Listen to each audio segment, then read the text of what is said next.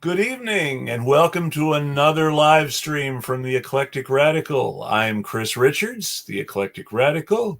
Our guests today are the wonderful Kim Brown from Burn It Down with Kim Brown and Black Power Media, and the equally wonderful Renee Johnston, who some of you will remember on our episode about Movement for a People's Party and why good activists should not get sucked in. And of course, my co-host and also unfortunate veteran of the People's Party, Alex Suarez. I think you had something you wanted to tell everybody tonight, Alex. Yes, and first off, in case you can't see me that well because my room's not lit up that well, I am wearing black and brown intentionally to show that solidarity. So I'm going to go ahead and read a brief statement to set the tone of the show this evening. I just returned from City Hall here in Jacksonville, Florida. I happened to sit down next to some comrades who were with me in St. Augustine a couple years ago, protesting in favor of shutting down Confederate statues. What we saw before us was a large group of about 50, 20 of them who spoke, red shirts from all over the country. They all wore the red shirts of their ancestors, who back in the 1870s during Reconstruction did acts of terrorism, more efficiency than the more well-known KKK. Each of these red shirts spoke to City Council about the last remaining Confederate statue in Jacksonville having to stay up. They attacked the woke and said we needed the Unity Project. The idea of the Unity Project is to add statues of slaves to the slave owner as if it would make it less offensive. One of the red shirts mispronounced communist, and I said jokingly to my comrade nearby, "What's a communist?" Suddenly, my comrades who got there in time to speak, as I got word last minute to go, spoke eloquently and added some sanity to the group, even though most speakers were pro-Confederate and said that these groups, like the statue, represented violence. I thought it fitting before this show to describe what just happened earlier this evening. I have agreed to co-host the show on the topic of Black and Brown solidarity in particular. I think such solidarity can be accomplished also with working class white folks. I, in the past, have called for Black and Brown unity in this community on deaf ears. We Latinos, many of us with indigenous blood, are seen as competitors with African Americans and vice versa. I thought at first it fell on deaf ears since many ears were poisoned by infiltrators. And I still think to a degree this is true. However, what I should have called for was Black and Brown solidarity. Unity without solidarity is like expecting a car to race with no gas in its tank. We need to support one another against the oppressors. The government did not see MLK as a real threat till he spoke of interracial solidarity against U.S. imperialism in Vietnam. They did not see Fred Hampton was a threat till he started working with Puerto Rican independence fighters and with working class whites. Hollywood, nor the schools, even when race could be talked about, which is taken away here, have not talked about red and black unity either. Of the Seminoles and runaway slaves who in a guerrilla war in the Everglades defeated the U.S. Army in 3 wars, never surrendering. They did not want you to know of our common interests and how our solidarity makes us invincible. History has shown this. Here in Jacksonville, Harriet Tubman brought runaway slaves to be protected by the Seminoles. She also led battalions during the Civil War in Jacksonville. What people can do against all odds is extraordinary. Ordinary people doing the extraordinary because of solidarity. This begs the question, can we have solidarity again? Can we get red, black, brown, and working class white solidarity against the imperial government at home and against those corporations who stop our freedom? This is what we are to discuss today. Well said, Alex. Thank you. Very well said. Out of curiosity, I'm sorry, Chris. No, go ahead, Kim. I will yammer about it the mouth. Just out of curiosity, Alex, was one of the coalitions there, one of the groups in Jacksonville, was it the North Side Coalition? Yes, they were there. Yes. Okay. Mr. Ben Frazier. I've met him several times. And one of the red shirts guys actually was attacking Ben Frazier by name. He wasn't there, but there was North Side Coalition people there. Yeah. Attacking Mr. Frazier by name? Of course, he's well known in the community. So they wanted to point him out as one of the people that You know, so I don't remember if he called him a communist. He called him some type of thing that he considered an insult. Okay, I mean, he might be a communist. I'm not really sure how Mr. Frazier aligns himself politically, but as my comrade on BPM Black Power Media says, Kalanji Changa, Mr. Frazier's on the right side of the barricades, right? So yeah, okay. Yes, I've spoken to the North Side Coalition about issues that's going on in Jacksonville, and I'm on their press list, so I know that the issue around the Confederate statues was something that they have been working on as well. So okay, good. So I just finished my paper today for my grad class in history at UNF on A. Philip Randolph. What a lot of people don't know about him is that he was from here. He was from a town right outside of Jacksonville in Crescent City. But yeah, he started 2 marches on Washington and took part in the 3rd with Dr. King, credible activist, and he was from this area. Yeah, I thought a lot of people, A. Philip Randolph, think of him as like Chicago area, right? If I have that. That's where his museum is, and he went to New York as an adult to find work, but he was from this part of Florida. You understand that the only reason his museum is in Chicago is because he was the leader of the Pullman car union, and Pullman was a very important union. Yes, absolutely, Pullman porters. And the union headquarters was in Chicago because the Pullman company was in Chicago. Good to know. But he was also one of the leaders of the American Socialist Party, which doesn't get talked. I'm sorry, the Socialist Party of America, which doesn't get talked about as much. And the Communist Party of the United States had a vice presidential candidate 3 times who was African American. True. That's I true. did not know that. And that was way before, we had Kamala Harris or anything like that. Oh, yeah, no, they Dr. Alan Ford was the vice presidential candidate. That's who it was, 3 times in the 50s and early 60s. That's correct. They started out in the 1950s. Yeah. But yeah, no, that was a big deal. The only other time, there was one other time that a black person was on the ticket, but he didn't campaign and he never officially said that he would be vice president if the ticket won. And that was the first socialist candidate for president, which is sort of a loophole because it's Victoria Claflin Woodhull, who's the first of a whole bunch of things. She was the first woman with a seat on the stock exchange. She was the first woman to run for president. She was the first woman to edit a socialist newspaper in the U.S., which is quite a change from the stock exchange. And by socialist, I mean Marxist, because, of course, Lucy Parsons edited after her husband died. And yesterday, I just completed a paper about the African Americans that took part in the Abraham Lincoln Brigade. There was approximately 100 of them that went to fight Franco and the fascist threat in Spain in the 1930s. A lot of them drew a parallel between the invasion of Ethiopia in 1936 by Mussolini, who, of course, was backing Franco, and Franco himself. So out of solidarity, out of Pan-Africanism, many of those African Americans went and fought in Spain, and a lot of them were imprisoned upon their return. Famous Americans that took part, like Hemingway, weren't imprisoned. They were surveilled.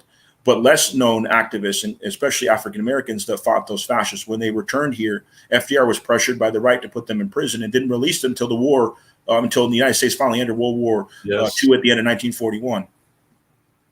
That's right. I always learn so much when I listen to these two because Chris and I can go on for hours, literally. I'm not a history buff at all, and I was like a troublemaker in history class. You must have had a bad history teacher. That's why they didn't make it interesting. You know what? He was great, but I know that history is told by the winner, right? So I always had a hard time in history class because I always felt like something was missing. And then my mother was so hardcore that she was like dragging us all over the place to different, we'd go listen to different speakers, and, we're always at the Apollo Theater and, at Schaumburg and all these different places as like kids. She was like toting us around So I always got annoyed in history class. The problem with that is, of course, that I didn't really pay attention. And poor Mr. Humphreys, he was really good. He was a nice guy, but he kicked me out of class because we got in a fight about. He wasn't Howard Zinn, though. If you had a professor like Howard Zinn was, it probably would have been a different experience. Maybe. You might be right. But, you know, we had the whole, like, Columbus didn't discover America argument in class. Oh, he tried to say he did discover it? Like there was no people here? It was bad. My mother. Oh, wow. Well, so school. It was, so I have a distaste for history, which is not good because, you know, I miss a lot of information and I always learn something new with people who actually enjoy like going through and doing the research. And my husband's a buff. So like we travel and we always go see different things. And so I'm learning still now, but this is why I love this. But you picked the husband who loves history. That's a good choice right there. Does he love laundry? Is the question. Does he love to pick up them socks? Is the question. This reminds me of the strangest time that you were ever attracted to your partner, and somebody responded, "When my husband cleaned the kitchen." Hey, it makes total sense. There are entire reels about that on Instagram. They're going to attack you later on Twitter, Chris. They're going to say you're a sexist. I doubt it. It is common knowledge that the domestic labor is not equally shared. Exactly, and that's well known. And I'm arguing about women being made happier by more equality. So I hope no one takes that as sexist. I don't think any woman who always cleans the kitchen and always cleans the bathroom, I don't think any woman would be offended. But anyways, I'm curious, Kim and Renee, in your own communities, have you experienced what I experienced when there's talk of interracial solidarity, that there's kind of this attitude that, well, we're competing against one another. We can't work together. No, not here. And let me, I'm kind of speaking generally, like there may be some instances in which the communities come in conflict, but you know, when I think of like Black-Brown dynamics, for example, you know, Los Angeles always comes to mind, where there perhaps are some tensions between Black communities and Latino communities, or even some Black and Asian tensions. Yeah. But like here, no, I mean, because I think we have so many overlapping issues in the DMV, and I don't think Black people view Latino communities as like competition, either for jobs or anything. Because I mean, this is like a really welcoming area. You know, there's a big Haitian community here, and they speak multiple languages. Most people from Haiti, they speak Spanish because a lot of them first lived in Santo Domingo before they got here. They speak, of course, French and Creole and English. So there are Afro-Caribbean people that don't feel there's a competition because they already are multilinguals. A lot of times they speak more language than Latin people. But that's one dynamic, the Afro-Caribbeans, and there was a number of Afro-Caribbeans that fought the fascists that I was mentioning earlier. But then, of course, African Americans, there could be a kind of competition there, and I think we need to acknowledge that, and we need to fight that, because we need to see that we have more in common than differences. And that's a major debate that I have often with people. So I'm first generation. My whole family's Jamaican, as in like my aunts and uncles came to the U.S. and married Jamaicans. So it's all, I had like one American aunt for like a few years. They ended up getting divorced. Didn't go very well. I'm a big admirer of Prime Minister Manley. He was the socialist Jamaican prime minister that was removed in a U.S.-backed coup for uniting with Cuba. But there is a history of left movements in Jamaica, and of course, them being victim of a U.S. imperialism, just like Latin American countries. Still going. It's still going. So, I mean, the current prime minister seems to be maybe waking up a little bit. We'll see how much he's actually going to do in the long run. He's got some good voices kind of pushing him. Hey, so we'll see if Venezuela is starting to reach out now more than ever to the Caribbean nations. I was impressed when Barbados threw the Queen out and said we're a republic. Oh yeah, they made what's the name of that singer? Rihanna. They made Rihanna an ambassador and she met with the foreign minister of Venezuela at the time, who was in the Barbados. But yeah, the Barbados government are not only very progressive; they're getting rid of the monarch rule of the island altogether, which is great. They're actually going to host the Pan-African summit. Oh, that sounds awesome! I think next month, actually. Oh, damn! I wish I could go. Yeah, tell me about it. And so there's a lot of conversation coming out of Barbados. Because their prime minister is so strong, and they really thought they were going to be able to get her out, and she won overwhelmingly. I haven't gone there yet. I've been to other Caribbean nations. I was in the Bahamas, Cuba, but I would love to go to Barbados. Yeah, I've never been to Barbados. Well, Renee, I mean, the recent visit of Prince William and Kate, the Jamaicans were not all Irie, were they? No, they were not. The people got salty with them, and I was pleased to see it. Are they technically still? I mean, is the Queen technically still the head of state of Jamaica? So, I didn't know that. The only countries that were in the Commonwealth that have left or declared themselves republics since the U.S. are Nigeria, South Africa, Barbados now, and there was a third one that I can't remember. I think New Zealand, because Australia still has the Queen as their head of state, but New Zealand threw her out, right? Is it Bahamas? Is the Bahamas? I think even Canada is still under. No, I think Queen. Isn't the Bahamas part of it? Isn't that a U.S. territory? So Bahamas is complicated. The Bahamas is UK. Mm-hmm. Part of the Virgin Islands is U.S., part of it is UK. Yeah, I knew that. But yeah, no, Bahamas is the Florida Keys, which used to be Spanish, are part of the U.S. But the Bahamas. There's also a number of French islands and Dutch islands. I mean, they're under their control. I wouldn't say the islands belong to them, but Well, I mean, you know how they feel, right? Well, and it just occurred to me. I never even finished we started going down a trail about the Bahamas. There's a lot of, I'm going to say contention is probably a good way to put it, between Caribbean born Blacks in the US, children of Caribbean born Blacks in the US, and US born Blacks in the US. And part of it is stereotype, right? Like you come here as an immigrant, it's a different experience. A lot of times, and this is something that I think a lot of people don't understand. Like if you grow up in Jamaica, you don't know a world where Black people are not the minority, are not the majority. Right? Yeah. It's a different experience when you grow up in a place where Black people are wealthy, and it's not like a small group of them, and they're everywhere. It's a whole different experience. So you come here, and it's such an adjustment, and then but you have almost it's like a weird sense of self that comes when you grow up around all Black people who have all done the thing, and so it's different.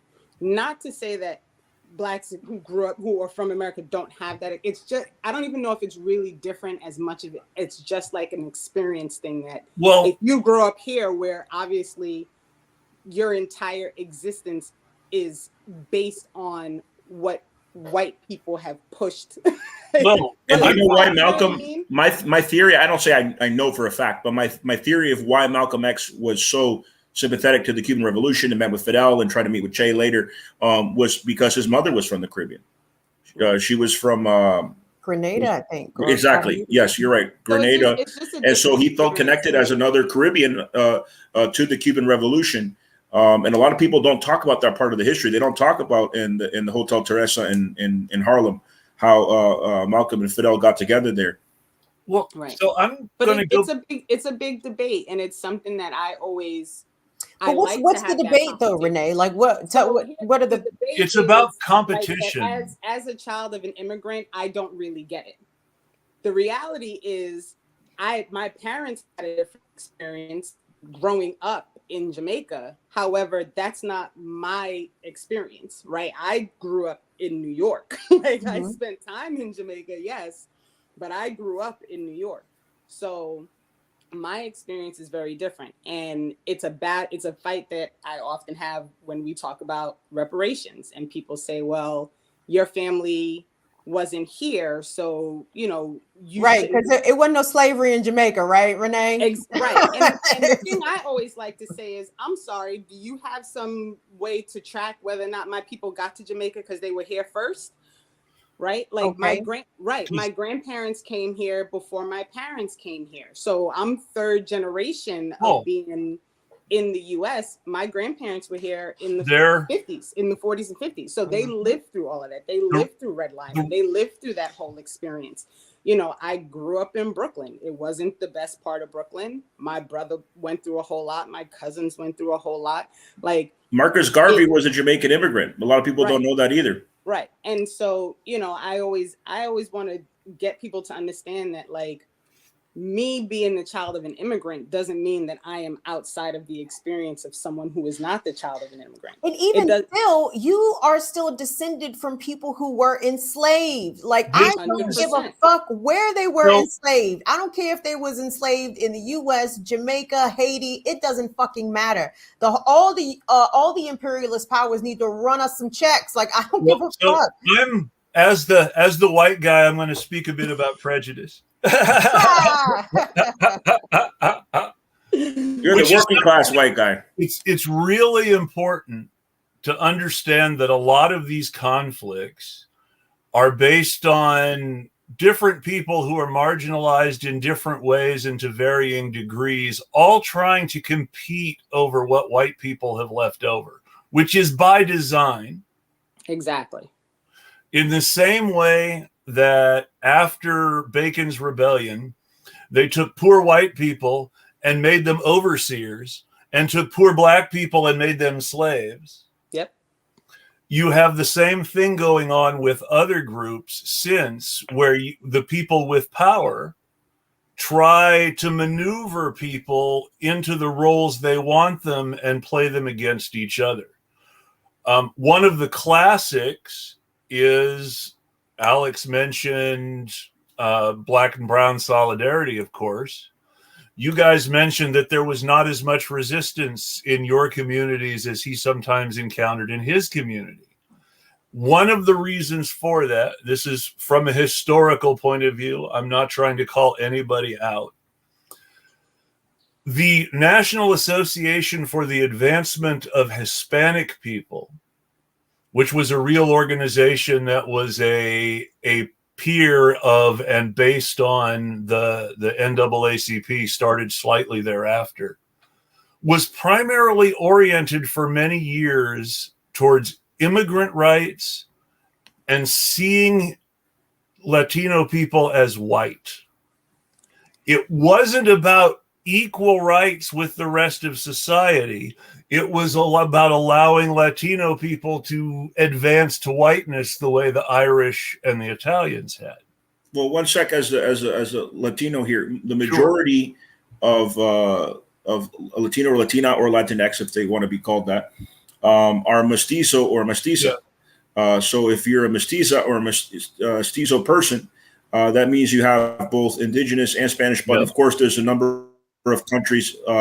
I believe Venezuela is 54%. That you look black or that you have a lot of black blood, but they're like Brazil, it's much higher. Brazil, it's like that's the largest country in Latin America. It's like 80% Afro descendants. So, and even in Peru, in my father's country in the south, my father's an immigrant. In the south of Peru, there's Afro-Peruvian communities. Any of you heard of the rapper Immortal Technique? Of course, yeah, from New York. I met him. He's Afro-Peruvian. He said he used to beat up Chris Hayes in high school. I said, yeah, Immortal Technique. Immortal and I had a great conversation in Spanish. I met him in Philly a few years ago. He was born in Peru, but he's, I think, at least a quarter black. Yeah, he comes from Afro-Peruvian heritage from that southern town in Peru. So there's a multicultural background, a lot of Latin people, Latin cultural background. And for example, in Tampa, I lived some time in Tampa. You had Cuban groups, even among the independence fighters, that were trying to throw the Spaniards out of Spain. You had like the Afro-Cuban Society that were fighting for independence, and then you had the white Cuban Society that were fighting for independence, and they wouldn't unite. I mean, they united later under Jose Marti, who was a great leader, basically the liberator of Cuba. But yeah, they maintained those divisions, and the Spaniards infiltrated and instigated those divisions to prevent them from getting together and getting on those boats from Tampa and going back to Cuba and fighting and throwing those Spaniards out. The first Cuban independence movement was one that was started by the aristocratic class back before the American Civil War, because the aristocratic class knew that the Spanish were getting ready to abolish slavery, and they wanted to secede from Spain and join the United States. A mercenary named John Quitman, along with a Cuban rebel named Narciso Lopez, invaded Cuba for the United States and tried to take over the country with the help of aristocratic Cuban planter backers, and ended up just getting massacred by the Spanish army. That was before Jose Marti, correct? Yes, this was before. Yeah, so that was not a real revolution. That was just a fake attempt to try to bring it over to the Americans. Yeah, it was an attempt by the Spanish planter class to declare independence long enough to join the United States as soon as the United States was going to let them. Well, a lot of the former Confederates after the Civil War went to Brazil to continue to have slavery. By then, slavery was abolished in Venezuela and Mexico and 7 other parts of Latin America, but it continued on, I believe, till the 1880s in Brazil under the Portuguese. Even Spain abolished slavery before the United States. Portugal, so Brazil and the Portuguese were like the last of the last. Yeah, Portugal abolished slavery before Brazil. Brazil was the Empire of Brazil. Well, the royals were exiled from Portugal in a revolt. Because of that revolt, the Portuguese abolished slavery, or that was part of it. Well, so what happened was they went to Brazil. This is one of my favorite stories. So during the Napoleonic Wars, Napoleon invaded Spain and Portugal, of course. The Prince Regent, Prince John, got the royal family on a ship and sent them to Brazil, and got on the next ship himself, and ran the Portuguese government in exile from Brazil until after Napoleon had been defeated. He was pen pals with. You're talking about Napoleon the First, not the third. His what was it? His nephew that went back. I'm talking about Napoleon the First, who most everybody just thinks of as Napoleon. And yes, he. Well, for example, when the people from Haiti talk about their revolution and throwing out the Napoleonic forces, or when the Mexicans in Cinco de Mayo in the Battle of Puebla talk about throwing the Napoleonic forces, neither of those situations involved Napoleon the First. Well, I know. It's important to distinguish. We're talking about at that moment Napoleon the Third, but they were both imperialists. Yes, but this was the Napoleon. Okay, I understand. This was the one everyone was scared of in Europe for longer than Napoleon III was in power. And something else I want to mention about Haiti. Part of the reason why Chavez, I don't know if you know this, Kim, I've traveled to Venezuela. I was there quite recently. Mm-hmm. Chavez, when he was in power, had great relations with Haiti, mm-hmm. and gave them very good deals on oil prices and helped rebuild their economy. And part of the reason why he did that is because he knew history and he felt indebted to them. Because when Boulevard was in exile, one of the first countries he went to Jamaica at one point, but then the British threw him out. And so he went to the recently freed Haiti. The revolution had just been triumphant and thrown out the French. And they liked Boulevard and they brought him in. And they said, okay, we'll give you the arms, the soldiers, all the supplies you need to go back and liberate Spanish America on one condition, to abolish slavery. And Boulevard was against slavery anyway, so he said, of course. And he went back, and that was one of the first things he did. He got in trouble for it later. But this was long before in other parts of Latin America and in Mexico that they abolished slavery. It started really from Venezuela and then went down to Peru and Colombia and all those countries that Boulevard had liberated. But something else I wanted to mention, and I might take some heat for it, but I can say the community here, I blame more the Latin community, the small Latin community here, for not wanting to unite with African Americans. Is both ways, but I blame them more, and I'll explain why. a lot of them feel threatened because nationwide, Latinos are the biggest demographic, right? I mean, sorry, the biggest minority group. Mm-hmm. I don't like to say minority in general, though, because most people in the world are not white.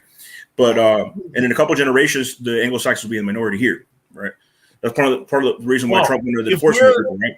But let me get to the point real quick. The point I'm trying to make is, unlike the rest of the nation, real quick, Chris, unlike the rest of the nation, where there are more Latin people than African Americans, Jacksonville is the exception.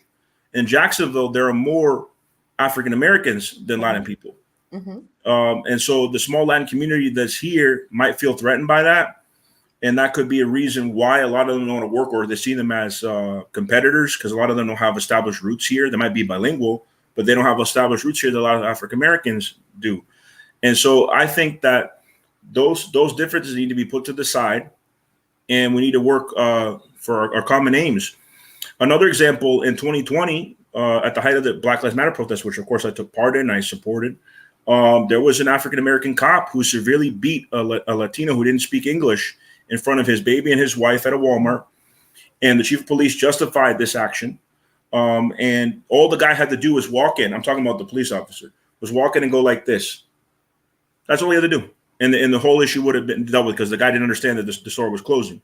Instead, he went in and beat him in front of his child and his wife. And then the chief of police said, "Oh, that was fine." Not a peep out of anybody in the Black Lives Matter movement, not a peep out of, except for maybe a couple of tweets. The next day, or 2 days later, they had a protest where they could have talked about it. They didn't mention it at all. This is where I blame more Latin people, not African Americans. But there are situations where that happens, and they don't want to talk about it either because it doesn't fit a certain narrative.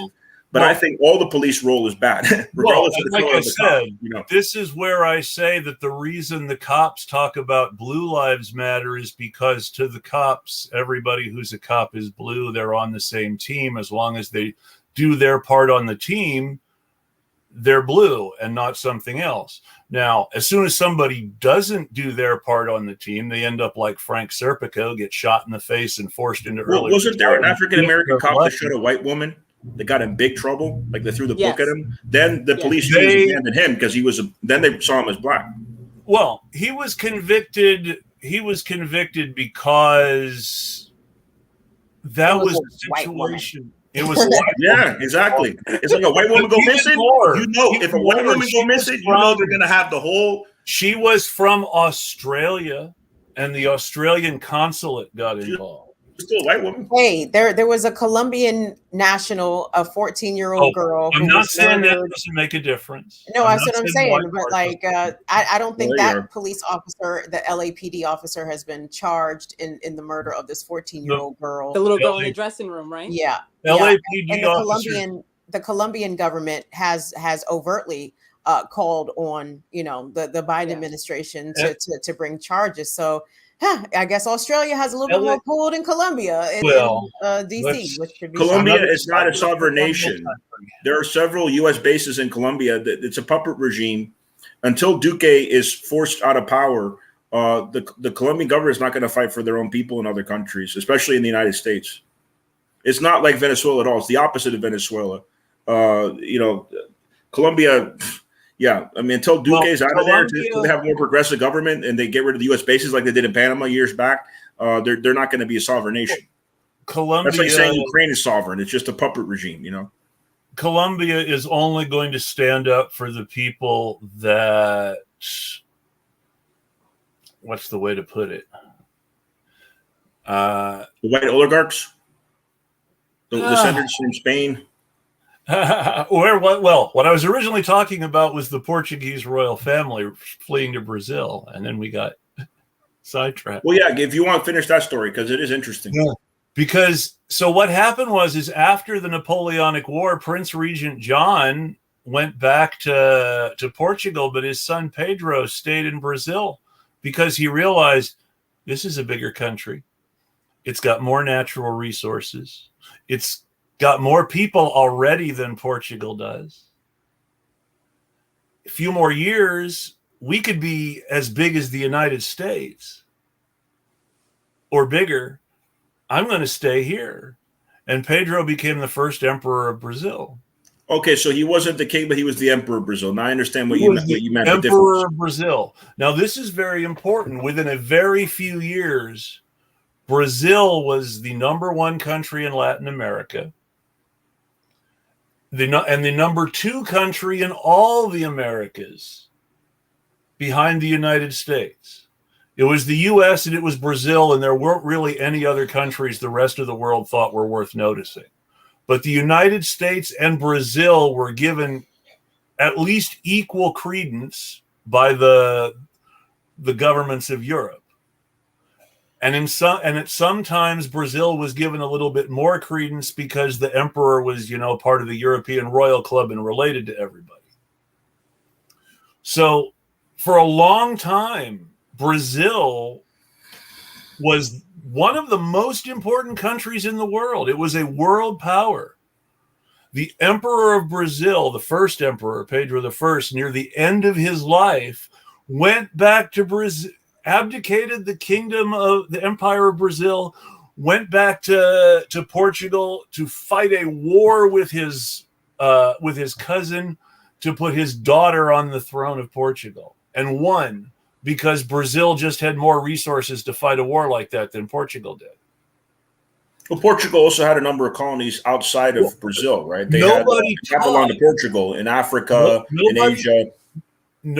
This is the only time that it's ever happened this way. No one ever talks about Brazil invading Portugal and putting the queen of their choice on the throne. So you're saying that the Portuguese crown couldn't rely on any of its forces from their colonies and other areas to come to aid?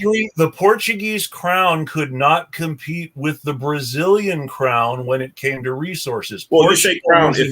Emperor was in a civil war. I understand the guy was a prince. Divided, whereas the Brazilian Napoleon, right?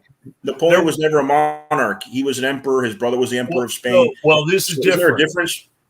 No, because this was a monarchical emperor whose son inherited his throne. Okay, that's why it was different. Okay. Yeah, it was a hereditary royal family. He was the brother-in-law of the late King of Portugal. I mean, he was part of the European Royals Club. That's what has to be understood. He was part of the club. But that's the only time a colony has ever actually invaded its home country and put the government of its choice on the throne. You know, it's ironic too. The Habsburgs were the enemies of the Napoleons, and here you had a Habsburg prince at the behest of Napoleon III invading Mexico. Yes. The French had already invaded Mexico. He agreed to be emperor. Right, but against the will of the Mexican people. They were occupying Mexico. There was battles over this. And it was he did not realize, supposedly, that it was against the will of the American people. He thought he was being invited. You mean the Mexican? Yes. Maximilian thought he was being invited by the Mexicans to become a liberal monarch. Whereas that's the imperial arrogance. That was his downfall. That's the thing, is Napoleon played him. And Maximilian was the one who died, not Napoleon III. He was killed in the Battle of Puebla. Maximilian was played by Napoleon. By the way, Cinco de Mayo is not Mexican Independence Day. They don't even really celebrate in Mexico. That's more of a Chicano or Mexican-American thing. It is an important battle date, but it's not when Mexico got independence from Spain. It's when they threw the French out and the Habsburgs out. Yeah.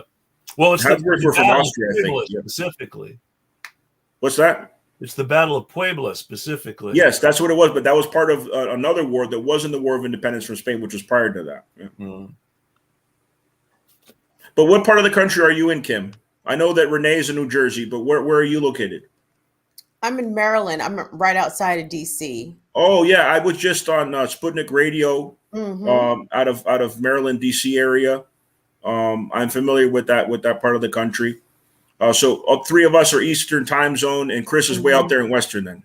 Yeah. The issues you guys are talking about relating to, competition between brown and black immigrants and black Americans. Again, I'm not going to say it doesn't exist here, but it doesn't play out in ways in which there are, at least from my recollection, there's not been open conflicts, at least not during my lifetime. Because there are so many communities here already. So when immigrants come, they are already arriving to usually established communities, people that have already established places for them to live or have set up jobs for them. A lot of these communities are very insulated, even though we all interact, because I mean, DC, I guess, is similar in New York in that vein. Would you say, Renee? I mean, there's where the Puerto Ricans are, there's where the Dominicans are, there's where, you know, the West Africans are, the East Africans. But guess what? When it's time to show up, go to work, everybody's on the train together, right? And then a number of Bolivians and I Central Americans in Maryland. For a long time. So I lived in PG County for a long time. Really? So okay. I used to live in Clinton. Okay. You already know. I mean, really. So I lived in Northern Virginia. It's pretty close to Maryland. Did you ever see any Black and brown conflicts when you were here? No. Yeah, I didn't think so. No, it's a different environment. I think partially because DC itself brings in so many different people because of DC, right? So there's a lot of Ethiopians in DC too, right? A lot of the cabbies are Ethiopian. There's a lot of East Africans, Ethiopians, Eritreans. A lot of everybody in DC. I mean, DC and New York and Los Angeles there's a lot of everybody. Portland is a little bit like that, but it's more Asians and Russians now than anybody else coming in. They can't say they're Russian; they'll go after them now. Maybe. Kim, I heard on one of your shows once, because I've been starting to watch your shows, and it wasn't really clear to me. Did you used to work for a Russian outlet of sorts? I did. Before Sputnik Radio rebranded as Sputnik, it was originally launched in the U.S. as the Voice of Russia Radio. Okay, you worked for the Voice of Russia at one point. Okay. That's right. Yeah. And I used to talk to my Russian coworkers often. This was maybe about 10 years ago when I worked there, but obviously the immigration issue in the U.S. never gets resolved. So, I mean, it is usually an ongoing political topic. And I remember asking them, you know, when we were who was president? I guess it was fucking Obama. When Obama was deporting people at record rates, I'd ask them, like, hey, do y'all ever get detained by ICE? Does ICE ever come and ask you questions? And they would always kind of smile and laugh and say, no, no one ever bothers us because we're white. That's starting to change now, though, with Ukraine. Nobody ever talks about this. But the only way they know that they're Russian is if they open their mouths and speak, right? They want to hide their Russian a lot of times, yeah. You know that the largest number of undocumented immigrants to the United States are Canadians who overstay their visas. Undoubtedly. And they just disappear into the populace and act like they're from Wisconsin or something. That whiteness is quite a disguise. You can disguise yourself. Didn't they have a movie about that with Sandra Bullock where she marries her coworker who's a Canadian who they're about to deport and they fall in love or something? They did a whole movie. I think it was Ryan Reynolds and Sandra Bullock. Yeah. But it's not even just that they're white. If you come from the right part of Canada, you have the same accent as the Americans on the other side of the border almost. Most Canadians are on the border, right? Because the other parts of the country are rural. Right into that population and not ever be noticed. But you have to be white, though. Well, I need you to know that, because if you're Indigenous Canadian, you're going to have a lot more problems. Yes. Now, I met them in Standing Rock. I heard their whole story. Most of the historical Black immigration between the U.S. and Canada has been from here to Canada. One way, yep. Totally. Yeah, I trust me. I have Black family members in Canada. The English who have dual citizenship. They have no interest at one point. What's now the very posh west side of Montreal, where all the rich English Canadians live. Originally, the English part of Montreal was entirely Black. Well, that's what always happened. Are you talking about Afro-Caribbean? The first English. A lot of the Afro-Caribbean was French. The first English speakers to permanently settle in Montreal were freed slaves who had won their freedom fighting against the U.S. in the Revolutionary War. Interesting. So you're talking about way back. This was when Montreal was smaller than Quebec City and wasn't anything yet. This is part of how Montreal became the greatest city in Canada. When I went to Montreal, it felt like I was back in Barcelona in Spain. It looks very similar to Europe. they had this thriving culture that was that on one side of this city was French, and then the other side of the city was black. So you've got this, you have this melting pot that you didn't have anywhere else in Canada almost. Well, I was talking about it before. This is what happens everywhere. Whenever you have thriving black communities, they always dwindle away, and suddenly they're no longer black people there. And either the city is buried under something, or it's blown up, or it's burned down, or it's underwater. You know, I'll never forget watching, what's that show that's on Peacock? I can't remember her name. And she did a whole thing about all the black cities that are now under lakes and bodies of water in different parts of the country. Here in Portland, well, the real name is different, but it's historically called Kaiserville because it was where Kaiser Steel built houses that they gave to their black workers. Kaiserville was flooded by the Columbia River, and parts of it are still flooded to this day. I was talking about it before the show started, that when I went to elementary school in Vermont, it wasn't really till I was back in Vermont for high school and fought back that they left me alone. But I was severely bullied because I was the only Latin in the community. It's all white. So I was saying Vermont's known as a very progressive part of the country, but I experienced more racism there than Boston. In the school in Boston, they never bullied me because Boston had a lot of immigrants. But up in Vermont, it was a whole different experience. Somebody should have gave you the green book, Alex. I mean, listen, even in the year 2022, Renee, correct me if you disagree with this. I mean, I am still extremely selective about where in the country I travel. I don't assume that it is all good for black people anywhere. You know what I mean? And so, there's still sundown towns and places where black people are not allowed to be after sunset. And I mean, it's absurd when you consider like it's 2022. And there are still places where they will tell you to get your black ass out of town before the sun sets. Like, it's crazy when you really think about it. Or if you're white in a predominantly black area at a certain time of night, police officers will immediately approach you and not think that you're going to see your girlfriend or going to hang out with your friends. They're going to buy drugs. Exactly. Let's talk about the fact that Republican senators, when questioning the first black woman to be appointed to the Supreme Court, asked whether she really thought that Loving versus Virginia was decided properly, and Brown versus Board of Education was really decided properly. I mean, this is reformism, right? Even the 13th Amendment, legalized slavery in prison, and now there's more people of color than ever in our history that are enslaved legally in prison. That's what reformism is. It's making a compromise so that in the long run it makes things worse. Another great example is Don't Ask, Don't Tell.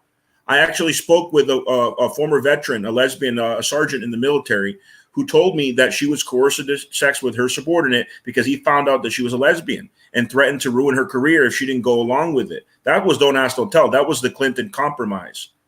And so a lot of times it makes things worse, liberal reformism or bourgeois reformism. Absolutely. Indeed. But yeah, no, I listen, the U.S. is not a safe place for black and brown people. I don't think it's ever going to be a safe place for black and brown people in its current iteration. And that's why we need a revolution.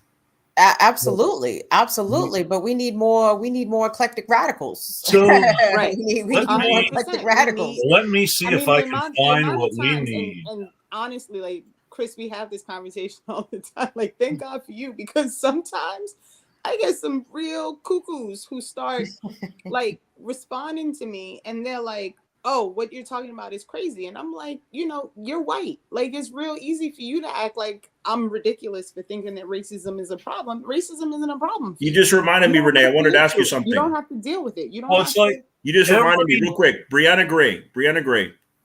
She took down, actually MPP took down the thing that was trying to associate with her. What was all that about?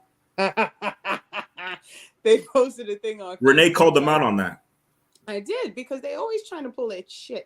Like, so they posted this big picture of Brianna Joy Gray that said, like, she supports us along with Jimmy Dore and, yada, yada. And so I tweeted it, like, is this like legit because I listened to her previous show, and she was on with Shama Sawant, who I really like. I love Kashama Sawant. Like, I'm in socialist alternative, and so, you know, and MPP came up, and I didn't hear like a big like, you know, rah for MPP. Like, she was basically like, well, there's some messiness going on, and I don't really know what the story is. And I was like, where'd this story come from? So I'm glad to hear that they took it down, because they always trying to pull some nonsense with like. I think Brianna might have gave them a phone call. I hope so. I hope so. Because somebody this whole thing, it infuriates me. Like, listening to people pretend that you can separate class from race when race was created to ensure the separation of class. Exactly. How are they going to take out anti-oppression? They're taking out solidarity. Pretend that those two things are not like you can't. It's impossible to separate those two things. So, and anytime I bring it up, and I make the statement, like, you know, I'm there is no such thing for me as just class. Like, it can't be just class, because I'm Black. Like, I'll give you the perfect example of how it's never just class.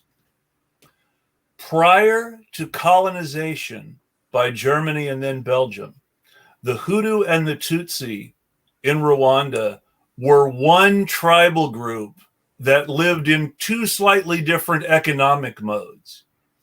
And the Tutsi were herder warriors, and the Hutu were farmers and merchants. And there was a sort of a class difference, but there were always more Hutu, but the Tutsi were always more militantly set up. But there was a symbiosis. They were the one society. And then colonization happens. White people start having influence in what's now Rwanda, and they start disliking each other. Didn't they say that one of the tribes was part white at one point, and they felt inferior to the other as a result because there was intermingling going on? I don't know anything about that. I know that people say lots of things when they're trying to excuse genocide. But what it comes down to is this. The Tutsi had a political arrangement, a king and a royal family, that was conducive to negotiating with a colonial power. So colonial powers love monarchies because then they just have to make a deal with the king. That's why the U.S., for its version, loves Nazis. Because if Nazis take over a country, you only have to make a deal with the boss Nazi. You don't have to worry what the people think. Yeah, because they're a bunch of brutes that are going to follow what the boss tells them. For the colonial powers, it was the same way with kings. They liked kings in the places they were going to colonize, the same way Americans like Nazis now. I interviewed a former police captain. I think Renee, you probably heard of him because you're from New Jersey. He was at Occupy Wall Street in New York. He was arrested in uniform, retired cop that turned activist, Ray Lewis. But anyways, I interviewed him, and he talks about how the police, number one, have to have a low IQ to be hired. That's the law now. And they have to be insensitive. Those are the two requirements. They have to do a sensitivity test, and they have to do an IQ test. And they have to be. Is that in New York? No, that's everywhere. Well, so it was established in the courts because a prison guard sued the police because he was told that his IQ was too high. Yes. And the judge sided with the police. And from then on, it was like 20-something years ago, all the police departments throughout the nation, or at least most of them, had to have those two tests, the sensitivity test and the IQ test. And the theory is if you're a brute, you're going to follow orders. I'm sorry? New Jersey is one of the few places where police officers actually have to have college degrees. So that's interesting. Yeah, I didn't know that. It's. I mean, it doesn't make it any. Yeah. It's theory. Do you know the theory about sensitivity? Jersey State Police. The educational side of it is something that is differential. You're talking about an associate's degree, though, right? It doesn't take much to get an associate's degree. I'm pretty sure she means no. I think they have to have a 4-year criminal justice degree. Because I've met cops that were studying community college for the associates, but it depends on what state. But the point is, for a while, they had to have a low IQ, and you can still have a low IQ and get a couple of degrees and associates in the voucher, probably a little harder. And also, you have to do the sensitivity test. So also the reasoning behind the fact that cops have to be insensitive, or at least lie and pretend to be insensitive to get hired, is They waste all this money training you, right? But this is how closed-minded they are. They don't look at the long run. Okay, we're wasting all this money, training you, and you see a little blood and you quit. But what they don't realize is by having a bunch of brutes that are insensitive, and of course racist cops as well, it's a recipe for disaster in the long run. You're going to have all these lawsuits. They realize this. That's why they want stupid brutes. But when a lot of they them is not intentional. want stupid brutes, guys? Like when did they not want stupid brutes? Have cops by the way, to to be a detective, you have to have been a street cop. So all the detectives in the nation now that are investigating crimes have low IQs. Your IQ never changes, or very rarely. And that's why they rely a lot on investigative journalists. But we don't get a lot of justice in this country because you have a bunch of detectives with low IQs. I will say that IQ is a social construct invented by white people. Well, I believe in Howard Gardner's theory of multiple intelligence. So I don't think the IQ test goes far enough. But the point is, if you don't have really intelligent detectives handling complex cases, that's a problem. But the point is, though, IQ measures a specific set of points that better educated people from a certain cultural background do better on automatically because of cultural inputs when they're growing up. 100%. If you have been to preschool, you're going to score higher on an IQ test than someone who hasn't, even if you're not actually smarter than them. Right, because if you have family that can afford to send you to preschool, then you have that advantage. And this is where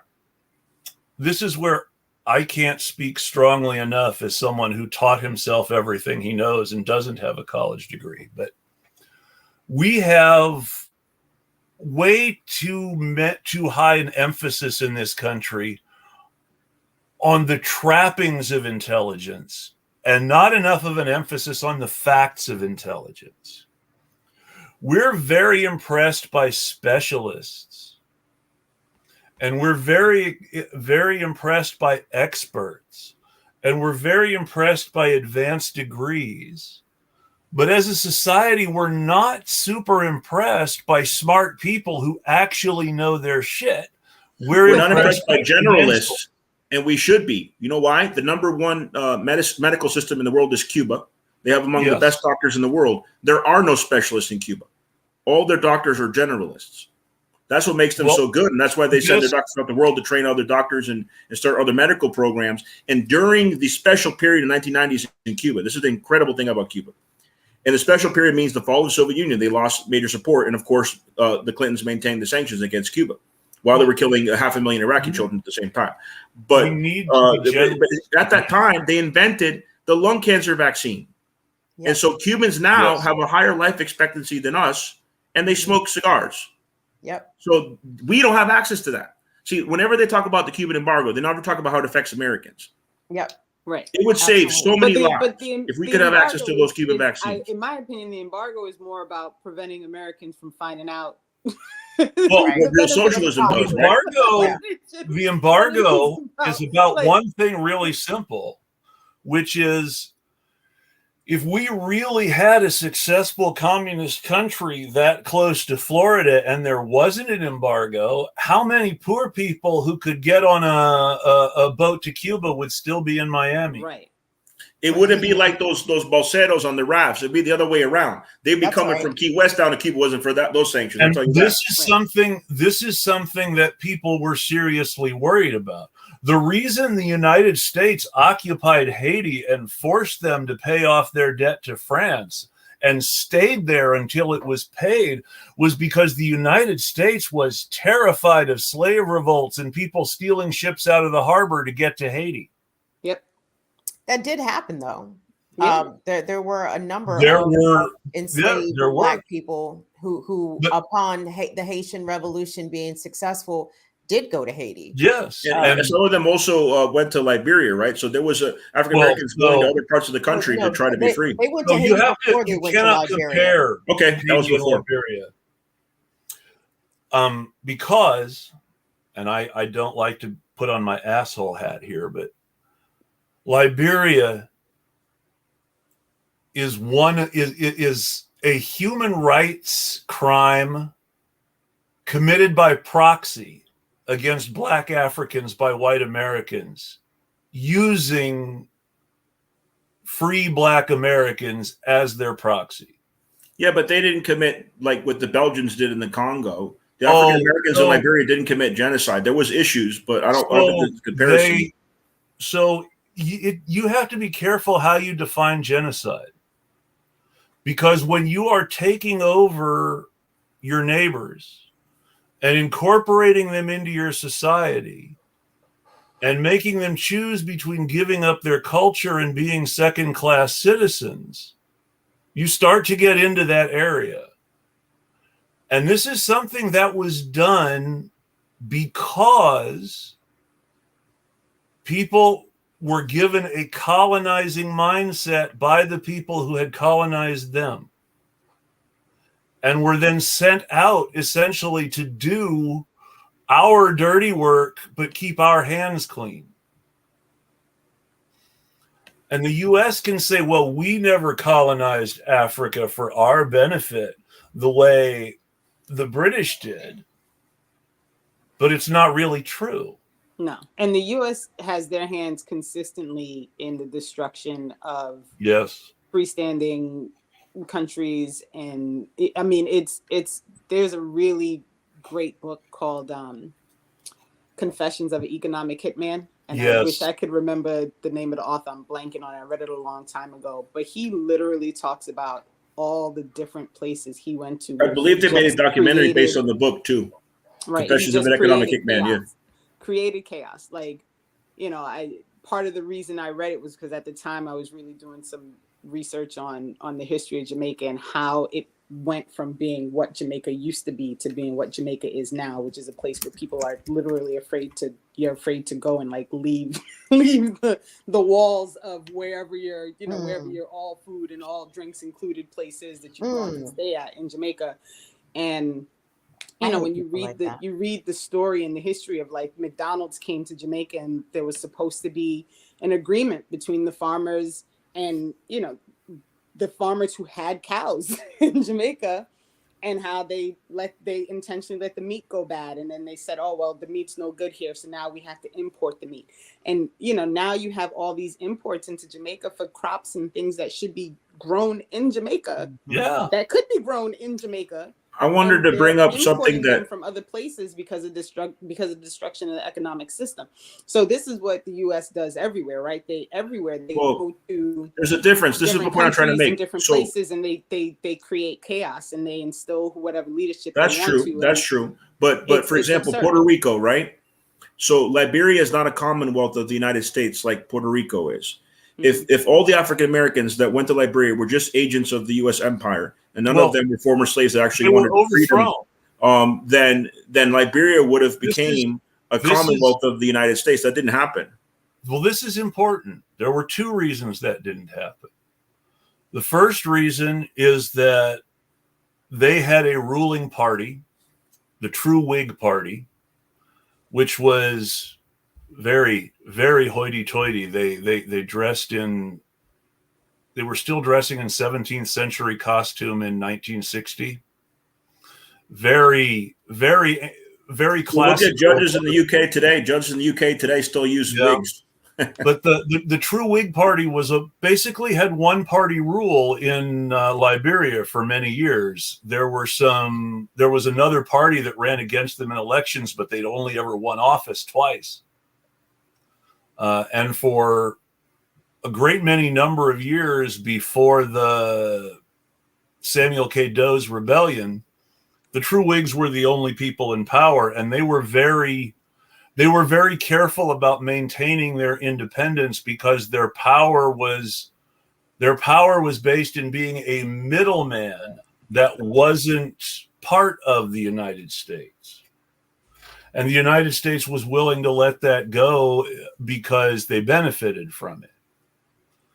And then during the Cold War, you had Samuel K. Doe's rebellion, where they took over the government and threw out the True Whigs and all of the descendants of of Black Americans and replaced them with native-born Liberians. Puerto Rico's never been a state of the United States. They've been a commonwealth. So you're saying there existed something like a Jones Act with Liberia? Well, I mean, Liberia was technically a colony for many, many years, but there wasn't enough contact for it to matter, and it was de facto independent. Well, because of the geographical distance as well. And then the U.S. wasn't a full-blown empire yet.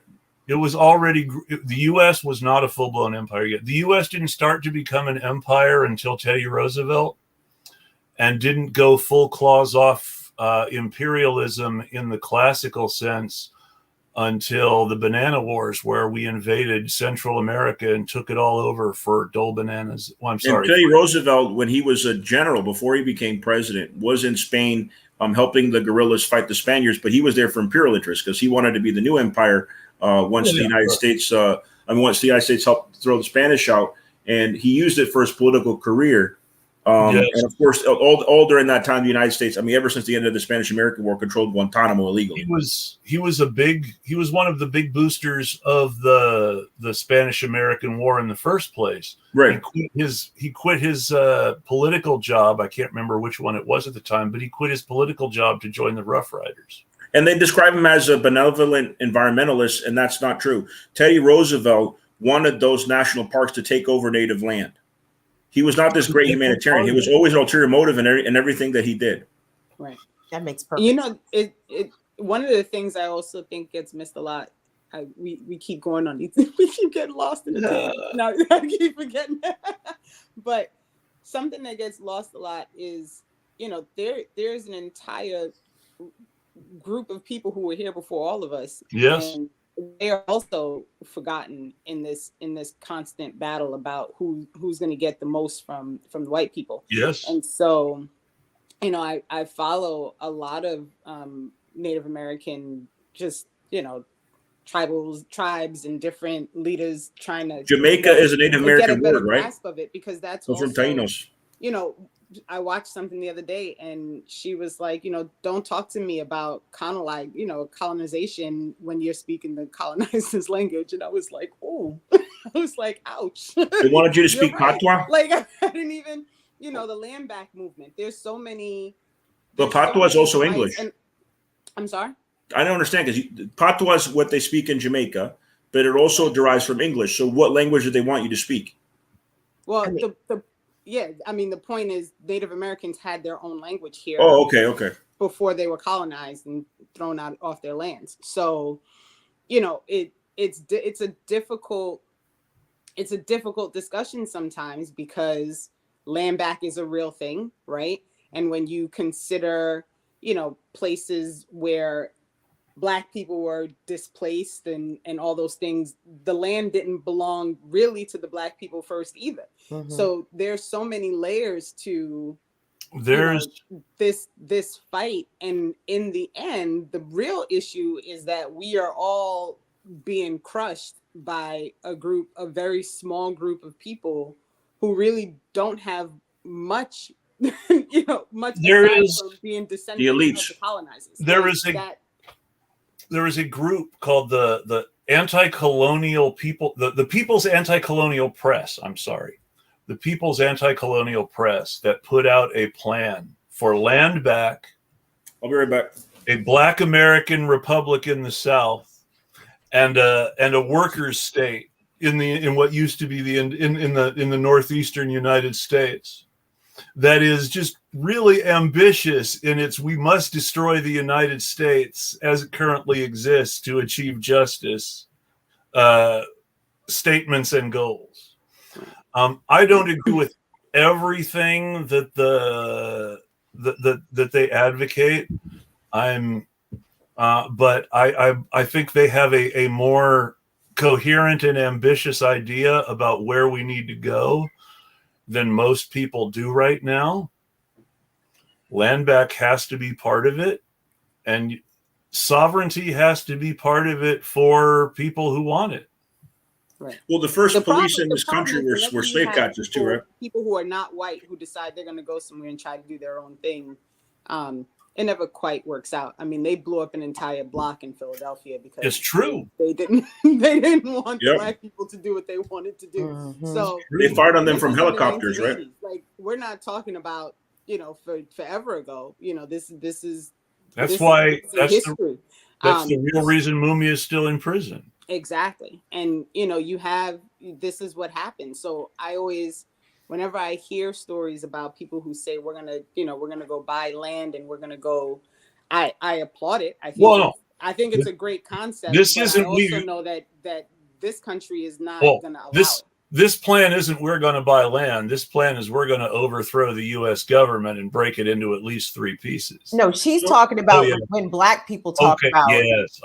When Black people talk about we need to go buy land and reestablish our all Black towns that we had, before like the Klan came over and did all those things. Guys, I'm so sorry. I have to push off because I have a morning show at 8 a.m. So I figured there were a couple things I wanted to ask before we got there, but no, I figured we were getting there. So you have a great night. Thank you, guys. Hope we can listen to the rest of the show later, Kim, and feel free to follow me on Twitter. I follow you. Oh, absolutely, Alex. Thank you for that. I will certainly follow you back. I'm not the I greatest. just DM'd you, so. Oh, good.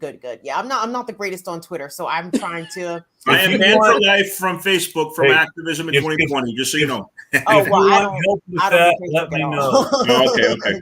Me and Facebook are not friends. Kim, it's so nice to be able to talk to you. Like, nice to meet you. Kind of face to face. I will pass on whatever advice I can to you from the people who advised me when I was new. So just let me know. Okay. Well, thank you. Well, it's a matter of, do I want to be good at Twitter, right? No, I don't that's know fair. if I want to be good at Twitter. I don't. No. I pick up my phone, and social media to me is depression. You know what I'm saying? It is nothing usually but bad news or worse news or depressing news. So usually it's not that much. You have to. You just create a political prisoner. I try to hang on to the good news whenever it comes out. Think of yourself. Think of Twitter. Obviously, you have a TV show, so it's a little different. But think of Twitter as your personal newspaper, and more importantly, your personal newspaper to the people who want to know about you. And what but I don't know if I want people to know about it. About your message, right? You're a messenger, so. That's one thing. Yeah, so I don't mind passing along or disseminating information that I hope people will find valuable and useful in their lives. But I think Renee and you guys could probably tell this. Like I don't aspire to stardom. I never have. I don't think being famous looks fun. You know what I'm saying? That doesn't look like a good thing. I do broadcasting because this is what I do. Like this is my skill set. This is what I'm good at. Whether or not I ever have a ginormous platform is almost inconsequential because this is the work that I enjoy doing. So even if my audience remains as it is, I will still feel successful and validated. But just in case it wasn't the Burn It Down with Kim Brown one. It was the other one that I DM'd. You got two Twitters. Yes. Well, the show the has other one won't let me. Yeah, the show has its own Twitter for that reason. But the few shows that I saw of yours I really enjoyed them. You do great work. Thank you so That's much. Because Kim is the real deal. Real deal, yeah. Thank you, Renee. Real recognized, real Renee. I appreciate you. I appreciate you guys so much. You guys are both the real deal. Oh, thank you, Chris. And you are too, Chris. I mean, it's important. The work that you do, I mean, checking white folks is necessary, right? And Renee can tell you, Renee is a Black woman. She checks the shit out these white folks every fucking day. It's exhausting. Okay. So we need people who speak the same language, who can understand, who have perhaps a common or certain elements of their background that, I mean, because honestly, I mean, usually men only listen to men and usually white folks only listen to white folks, right? So that's why the work that you do, Chris, calling these white people out, checking them, telling them that they are supporting Nazis with their Ukraine flags in their bios, like keep Where's the Palestine flag? Where's the Yemen flag, right? My wife would be happier if I cleaned the kitchen more too. I am not perfect or perfect. Oh no, but I mean, but again, if we are going to end white supremacy see, Black people can't do that. You know what I mean? Oh, like, I know. It's going to have to take some radical whites, some John Brown brigades to understand that. Well, I'm getting very happy with the increased gray because I'm going to look more like John Brown soon. And, gives you more wisdom.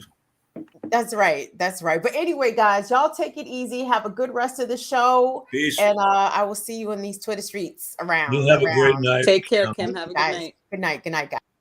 I know you have to go soon too, so Renee. I wanted to tell you guys something, and I wasn't going to tell it to Kim because she was going. She'll probably watch the rest of the show later. So do either y'all two know when they first started calling cops pigs? You probably know they called cops because of the copper badge, right? But do you know when they first started calling them pigs? It was 500 years ago, during the Spanish Inquisition. They had a division of the inquisitorial police. I think I mentioned this on one of our shows, Chris. Yes, the pork chops. They call it La División de Puerco, which means the pork division. And what they would do is go to the homes of the conversos. Those are the Jews that didn't leave that supposedly converted to Catholicism. And then make them would make them eat pork, in front of the pork division, La División de Puerco, to show that they were Christian. And if you didn't, and that's when they first started calling them pigs. And you know who I told that to in 2013? Jill Stein. I sat down and had breakfast with Jill Stein one morning and told her that story. She loved it. I had no idea. I'll have to save that one and tell that story later. I haven't met Jill Stein. I did have the pleasure of doing a show with her a few times. 12 running mate Sherry Honkala. Oh, I know Sherry. I stayed in her home in Philly. That was a good show. We had her and when you walk in Sherry's home, the first thing you see is a poster of Dr. King. And I mentioned Dr. King in the statement because it's important to understand anybody that watches Judas and the Black Messiah, for example. It's quite obvious the feds targeted him because of the solidarity acts he was doing, right? Yes. It's racial solidarity in particular. Yes. It was the same thing with Dr. King. There's really no movies touching on it. It was also the same thing with Malcolm X. Whenever you have people who start to finally recognize that the real battle in all of these things, the real battle is getting people to understand that working together is the only way it's going to work, right? The minute people start speaking that language, they become a problem. Yeah, when Malcolm X left the Nation of Islam, he was no longer indoctrinated. Therefore, he started talking about interracial solidarity. You're absolutely right about that. When this is important, this is when he was shot. When the last year of Malcolm X's life, after he got back from Mecca, he started giving speeches to mostly white audiences at the Socialist Workers' Party, in addition to the speeches he was already giving.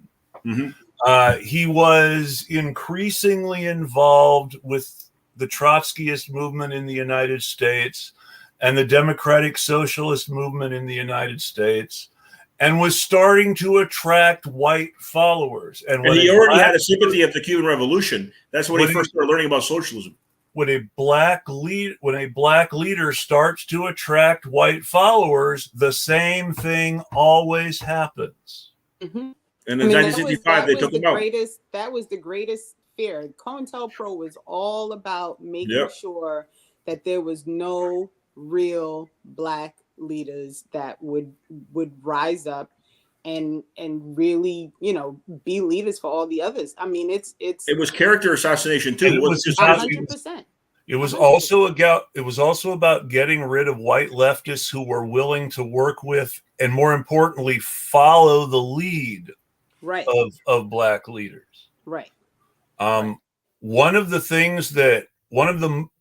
most beautiful things that ever happened in Chicago, it's the convergence of perfection, is before they had their own issues, the Students for a Democratic Society were very active in trying to recruit and indoctrinate working class white folks in Chicago. And they met a couple of young men from Appalachia who had settled in Chicago, who started then indoctrinating people in their own neighborhood. And they had some missteps when they started out, but they were a communist and anti-racist group from the beginning. They called themselves the Young Patriots. Well, wasn't it black communists that came up with the word woke? Yes. Woke was something from the Black Liberation Army, and it was the idea that you couldn't just defeat racism, you had to defeat capitalism too. Mm-hmm. The Black Liberation... that's always the fight. Like in the end, the real fight in the end is that people are more concerned about keeping what they have and getting more of what they want than they are with making sure that everyone else has what they need. Like there's a big differential between having what you need and having what you want, right? You can want a lot of things, but not all the things that you want are things that you need. People need to be able to have a roof over their head. They need to be able to eat. They need to be able to, get an education.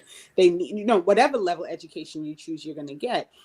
And these are all basic human needs. And whenever people put ahead of those basic needs, wanting to have $1 billion and wanting to get on a ship and go out of space and come back 10 seconds later, and like all wanting to have a class of people they don't ever have to pay for their labor. Right. Wanting to own Twitter so that they could do whatever they want. Well, are you, Renee? Are you aware, Renee, that Elon Musk, he bought Twitter. Everybody knows that now. But are you aware that he admitted on Twitter a couple of years ago that he was one of the guys behind the coup in Bolivia to take their lithium for his cars? Mm-mm. Yeah, he openly admitted that. We'll coup anyone we want to coup.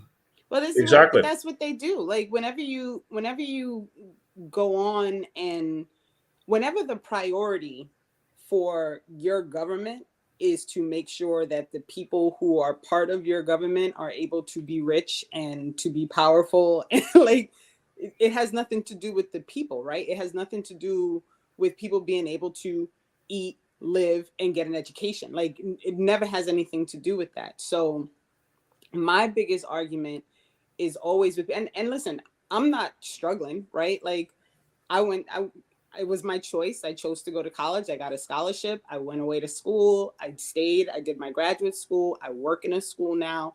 I have a good job. I have insurance. I have all those things. We're okay. Like we're not swimming in it. Like, I mean, like, we're not in any like crazy like situation with money, but I'm not worried about where my next meal is coming from, right? Like my situation is very different than many people, but I also acknowledge that being my situation, it doesn't mean that I don't care about the next person who can't get their next meal, or the next person who has to sleep on the street, or the next person who can't go to school because, the federal government decided that even though their family only brings in $80,000 a year, they can still pay to go to college, without any financial assistance. Like these things are absurd. And, somebody wrote it in the chat, capitalism kills, and it 100% does, because it's all about people who have money, keeping money, getting more money, and no consideration for those who just want to live. Like, when did it become such a problem to just want to survive? And so I was really excited to have this conversation, because the real issue when I consider having an alliance is, and we've talked about this, Chris, like race is irrelevant, right? It's made up. It means nothing. It's literally like the most nonsensical construct that was, because there's nothing to it. There's nothing to Chris, if anybody's commenting anything, you can put up on the thing too. I'm always watching that, but this has been a really good conversation, and I haven't wanted to interrupt. It has been fascinating. So, whenever, so for me, what I really want people to acknowledge is like, it doesn't have to be about race because I want it to be about race. It has to be about race because everyone else has made it about race. Like, it's not me who wants to be oppressed. It's not me who wants to be called the N-word. It's not me who wants to be told I can't have this thing that I want to have because of the way I look. I didn't choose those things. Someone else chose those things and decided that was what my life was going to be like. So to ask me to ignore those things simply for your comfort is not, I'm not down with that. I'm not doing Also, what's interesting is how they make the attractive unattractive. Go ahead, Chris, but I wanted to make a point about attractiveness, but go ahead. So I have something else I want to get to before we have to let her go, and before you have to go too. So we may or may not be able to get to attractiveness or unattractiveness. Oh, it's going to be very brief, but go ahead. But one of the things that's really important to me is that I've had experiences in my life where I've stopped and thought, well, you know, what would this be like if I weren't white? And I've had experiences in my life also where I've stopped and thought, okay, well, did I choose to be white? Would I want to be white in a perfect world where things like that didn't matter? Or would I want things like that not to matter? And questions like that. And the thing that really bothers me is that we are kept separate and forced, as much as people can possibly force other people to believe untrue things. Yep. We are forced to see each other as different from each other when those differences have been deliberately manufactured in order to keep people apart and to stop them from looking at the real problem. Well, I wanted to add on to that because we're also coerced to look similar to one another, and it has to do with attractiveness. So let me get into this. For example, I find the afro very attractive, right? And a lot of men do. But and you can attest to this, Renee. A lot of black women over the years have been pressured to straighten their hair to look more white. But to me, actually, I prefer an afro. I think an afro is attractive. But this is just showing, because of the pressure and the racism of our culture, of our society, how black women are coerced into looking more similar to the white women by straightening their hair, right? Mm-hmm. I mean, and there's this whole the Crown Act and all this stuff. It's so for me, things like that, they're so hard, right? Because on one end, it's good to see that people are acknowledging, like, it's okay that I don't want to cut my hair, right? Like, I've been growing my locks for like 17 years now. I'm never cutting my hair, like, period. I'm not doing it. Never going to happen. That life. They'd have to put you in a camper or force you or the something. whole thing, like, that's not my life. I'm not doing that. I'm natural. I'm keeping my locks. That's what it's going to be. And so, although I appreciate that this is some movement that Congress is doing, my mother said to me, she goes, well, why do we have to have like a law that says that we can have hair? Like, what? That's how crazy things are. Place where we can't just be humans and just be what we are because we're humans, and we're allowed to be those things because we're humans. And it really struck me in that moment. And I was like, you know what? That is so true. Like, there always has to be a law. Like, why does it have to be an anti-lynching law? Y'all don't know not to hang people from trees. Like, why do we have to put that in on the books? Like, don't kill people and hang them from trees. Like, how did we get to this place? And it's, it's such a problematic idea in society that, like, my life is not important, that my comfort is not important, that my ability to, like, go wherever and do whatever, eat candy and walk home from the store, like, these simple things that people should be able to do, and I'm not allowed to do them simply because someone else decided that I'm too dark to have. And Malcolm X told a story once. He was given a passport from Ghana. He had very good relations with the Ghana government, and he went to a hotel in the United States under Malcolm Shabazz, and he was known as Malcolm X. So they didn't recognize him, and so they thought he was a Ghana immigrant, and they treated him with such respect. He said if they knew he was African American, then they would have treated him completely different. Right. But because he came back from Africa and had some African garb, and he had the Ghana passport to identify himself in the hotel, they treated him completely different. Mm-hmm. And that type of treatment has also instigated division, not just between Afro-Caribbeans and African Americans, but people from the African continent that come to the United States. But that's not between themselves. That's with how Anglo-Americans and hotels and other establishments treat them. Right. And it's all a setup.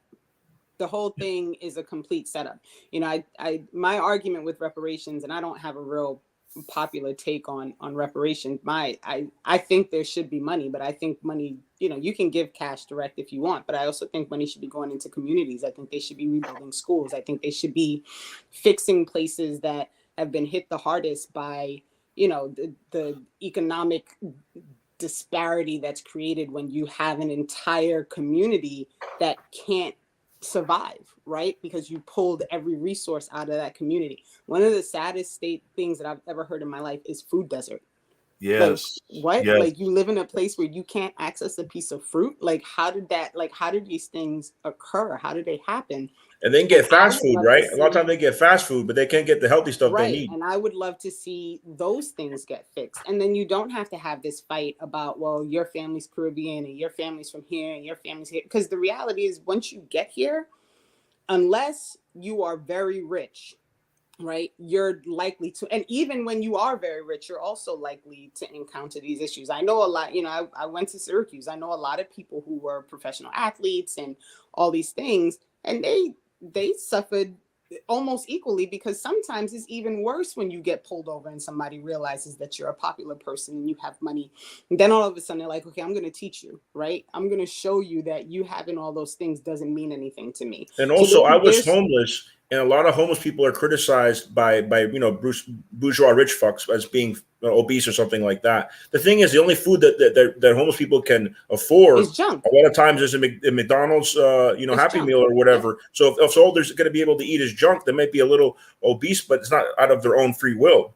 Right. Now, the one thing I want to get to, I was intended to talk about more news from this week, but the one thing I really want to talk about, the one news story I want to get to before we sign off, is on Earth Day, Friday last week, a man named Wynn Bruce set himself on fire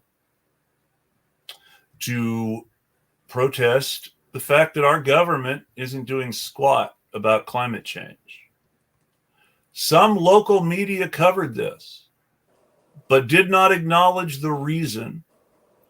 And some even speculated that it was connected to some shooting in some other part of town. When everybody knew what he was doing, he had planned it for a year. He was very vocal about it. There was no excuse for the media not to know. Yet, nobody who actually reported his death at the time mentioned the reason. When the Tunisian student burned himself to death, that started the Arab Spring, or helped start the Arab Spring, even the corrupt media in the Middle East at the time covered properly what went down. We're probably the most corrupt media in the entire 100%. World to not cover what this activist had done. It's always to increase the division and to create the facade. It's to, we live in 1987. Like, we live in an Orwell novel. It's the craziest thing I've ever seen. You mean 1984? 1984. It's okay. It's getting late. I love Orwell. It's getting late. We live in an Orwell novel. Like, I can't watch the news. Orwell's right about that. I can't watch major media. I can't stomach it. It drives me crazy. I'll throw something at the TV. You put me on a CNN or something, man. Forget it. Let's say we live in a police state. Absolutely. So let's say we're an animal farm because our rulers are pigs.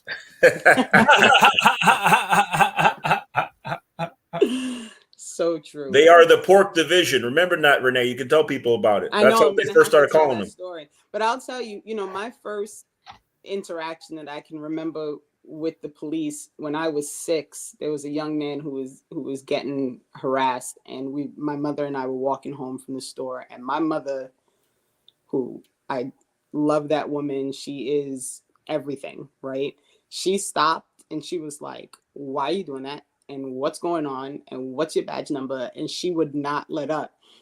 And I remember looking, and I was in tears, like, "You're about to get arrested. What are you doing? Like, what's going on? But it was a lesson for me, right? Because I know, like, in my mind, this has been my entire life, and it's still happening. I'll be 46 in August, and I don't know a memory of a lifespan where police were not. I mean, I know cops who are nice people, right? Like, I know police officers who are good people, who are nice guys, and who they probably had to lie on the sensitivity test and all those things, right? But I also know, like, I, as a Black person, I can't imagine any scenario in which I'm going to see a police officer pulling up behind me and I'm not going to panic, right? Like, I don't know that feeling, and I'll never know that feeling. And so it's a hard it's a hard lesson, right? To grow up that way. And I don't know. I don't know. Kim said it. She was like, I don't think this is ever gonna be a place where Black and brown people can feel comfortable. And maybe until there's a revolution. I try to be optimistic. Yeah. You're right. And Chase said, do the impossible. No, he said, be a realist, do the impossible. And they always mistranslate it. They say demand the impossible. And no, he wasn't even about demanding. He was about going and doing. He was a man of action. And that's what revolution is. So it's doing what needs to be done to make the impossible possible. In 1905, there was a failed revolution in Russia. Lenin wasn't important enough yet to be one of the leaders, but Trotsky was one of the leaders. He was in Petrograd at the time, yes. Trotsky was one of the leaders of the 1905 revolution. If you would ask, and Trotsky says this in his autobiography, if you had asked Trotsky in 1906 whether he thought it was possible that a communist government would take over the Russian government in October of 1918, he would have looked at you and said, "Are you insane?" Yeah, because Trotsky at that time was more of an anarchist. When he was deported from Spain, they said for being an anarchist, but he joined up with the Bolsheviks later. Well, he was, he had been a member of the Menshevik faction of the Russian. He was like somewhere between the Mensheviks and the Bolshevik, more on the anarchist side. But he was exiled from Russia, and when he was going from country to country in Europe, they actually put in the documents in Spain when they expelled him and he went to the United States for a time, deported for being an anarchist, for being a Russian anarchist. Yeah, well, they weren't really very good at telling the different kinds of Russian revolutionaries apart for a while. They were all anarchists. I believe that the technical charge against Lenin the first time he was locked up was anarchy or something like that. And his brother was a known anarchist. Yeah. Lenin's older brother was one of the guys that tried to kill the Tsar, and he was executed. That's part of the reason why Lenin became so political. He witnessed the execution of his older brother when he was a kid. Yeah. All right. Well, I do have to jump off. Yes. We can go on for hours, but it's getting late. Yeah. Thank you very much for joining us, Renee. As always, it was great to see you both and to talk to you. And I'll see you like Kim said. I'll see you in those Twitter streets. I'll be on. Have a good night. Yeah, I'm getting tired too, Chris. I'm just going to mention. I think it was a great conversation. Yeah, I'm going to mention one more news item. Okay. Because I really think it's important, and I want to at least talk about it for a moment or two. Missouri has joined Texas and Tennessee and Florida in passing really nasty anti-trans laws. Oh, God. And they're going straight for the jugular. They're saying that that nobody should be allowed to transition before 25. Oh my God! That 18 isn't old enough.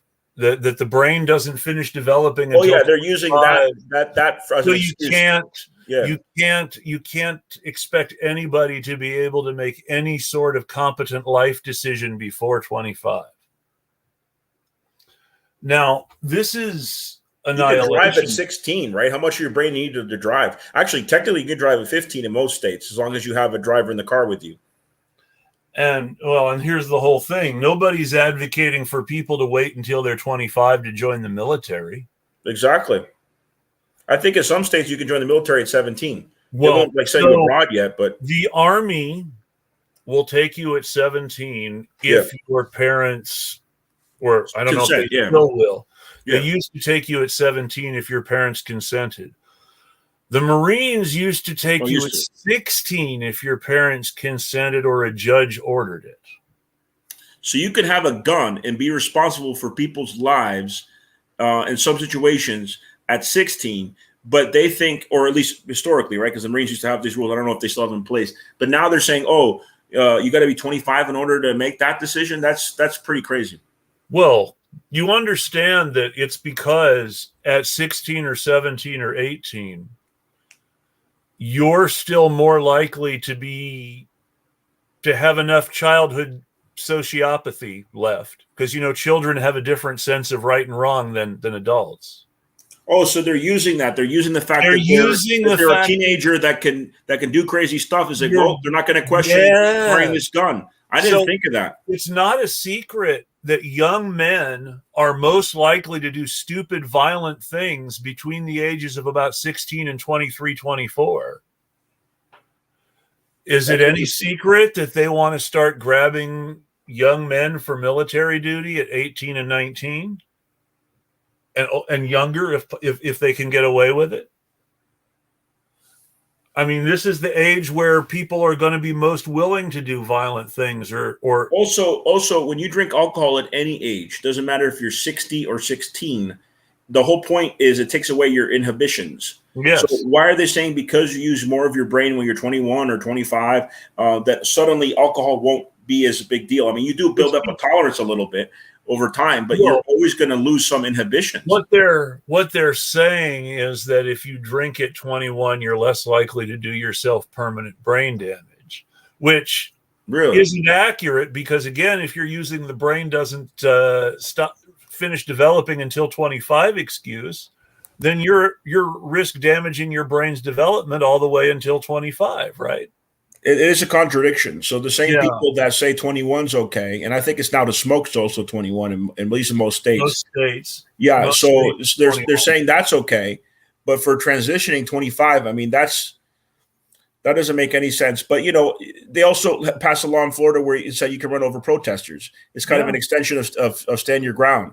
So you keep having these crazy laws passed. I'm not even surprised by them anymore. No, I'm not. I wish I could say that I was surprised. We live in a country where, again, Republican senators were questioning things like integrated schools and interracial marriage. Right. In front of a Supreme Court candidate who happens to be black. I saw today the craziness of those red shirts. I mean, the fact that people like that can vote, and I believe in democracy, they should be able to vote, but it's just scary that we have people like that in this country that are convincing politicians to pass these crazy laws or are in cahoots with them. So here's my last comment for the night then, and then I'll let you go. Never forget that the United States is the country from which Hitler and his top lieutenants copied everything that made up institutional Nazism in Nazi Germany. They also learned from the pogroms and other parts of history. But yes, the forced assimilation, all that stuff that they use on natives and other peoples, Hitler learned it from the United States. They copied California eugenics laws. They copied Southern Jim Crow laws. They copied one of New York's early laws that wasn't enforced anymore. That's why a lot of activists that returned from Spain by religion. That returned from Spain, like I mentioned at the beginning of the show, that were fighting fascists because Franco was backed by Mussolini and Hitler. A lot of powerful people like Hoover and Dulles, they were running intelligence agencies, the OSS, the FBI. They were pro-Nazi. They didn't want FDR neutral. He was neutral at the time. They wanted him to end the war on the side of the Nazis. And so people that were fighting fascists, they found them suspicious. They accused them of communism. And a lot of times they knew they weren't communists. They were progressives or whatever. But they would just use that because they didn't like that they were anti-Nazi. For example, Charlie Chaplin. They deported Charlie Chaplin from the United States. They found any excuse. And because he did that movie against Hitler early on, and Hoover didn't like it. Hoover saw the movie and he freaked out. He said, we got to get rid of this Chaplin. It's very important to remember that a lot of people really were communists. No, that's fine too. I'm not saying a lot more. I mean, there were a lot more communists in America back then. Well, you had African American communists too, right? I mean, you had a vice presidential candidate that we mentioned. We had African Americans that went to fight Franco and the brigades. But in that period before World War II, in the 1930s, the 1930s was the high point in a lot of ways for American communism. They had the Trotskyist revolts in the Midwest. The Teamsters were leftists at the time. All that. The major unions were controlled by people who were either communists or anarcho-syndicalists. Mm-hmm. And the anarcho-syndicalists worked with the Trotskyists on a lot of stuff too. Yes, they did. And one of the first real the first real Red Scare stuff in the United States was immediately after the Bolshevik Revolution in 1919 and the 1920s, where they started cracking down on communists and anarchists in the U.S. And also cracking down on socialist feminists, not bourgeois feminists. But, women got the right to vote in Russia before they did the United States. And in the 1930s, the American communists reached their zenith.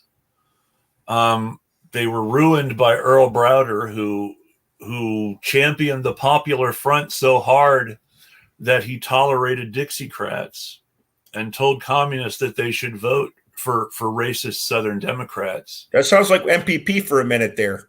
It's right. Yeah, it's kind of a void of anti-oppression. So, and this is why here in America, the word for socialists who pander to the right like that should be Browderism. Not. Do you think Caleb Maupin is part of that thinking too? Caleb Maupin is straight up Browderist. There's no question about it. He comes from that school of thought. I know he's met with Alexander Dugin, and Alexander Dugin is very much about trying to compromise Russian nationalism with Stalinism, though he was thrown out of the Stalinist National Bolshevik Party for being too national and not Bolshevik enough. God, when you talk about Russia and politics, it's always so complex, even to the present time.